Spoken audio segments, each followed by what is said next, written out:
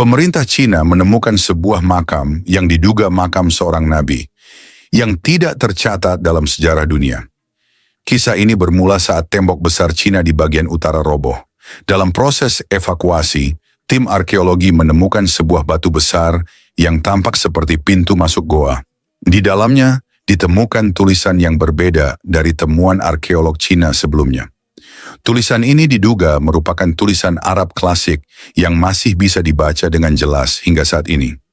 Tulisan tersebut jika diterjemahkan berarti, hamba Allah yang terpilih, utusan telah kembali kepadanya. Sebagian besar ulama dunia berpendapat bahwa makam ini adalah makam Nabi Zulkifli. Nabi Zulkifli sendiri diduga meninggal jauh dari Palestina dan tak ada yang menyebutkan dengan pasti dalam sejarah.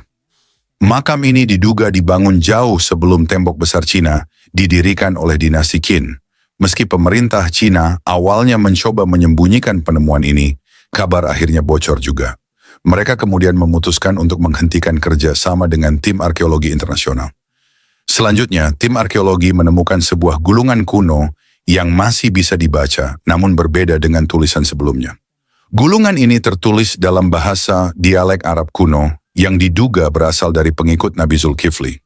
Gulungan itu bertuliskan, "Kami menyelamatkan diri dari kehancuran di arah barat menuju arah matahari terbit dan menemukan lembah yang damai yang dilindungi tembok tinggi.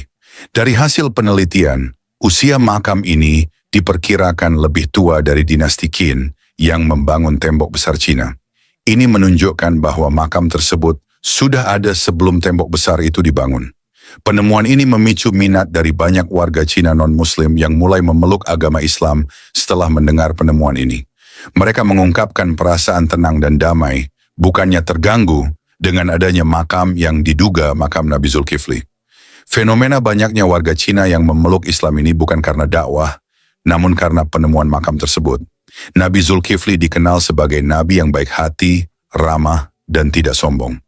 Komunitas Muslim di Cina yang selama ini hidup di bawah tekanan merasa terharu dan tersentuh dengan penemuan ini.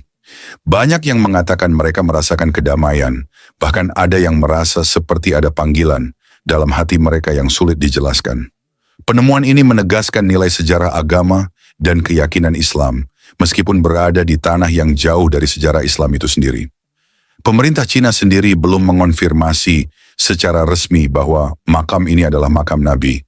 Namun banyak pihak yang menyebutnya sebagai makam tokoh Timur Tengah yang datang ke Cina pada masa yang sangat awal. Kini, penemuan makam yang diduga makam Nabi Zulkifli ini menjadi sorotan publik dari berbagai kalangan, baik pejabat, kalangan menengah, bahkan rakyat biasa, baik yang beragama Islam maupun non-Islam.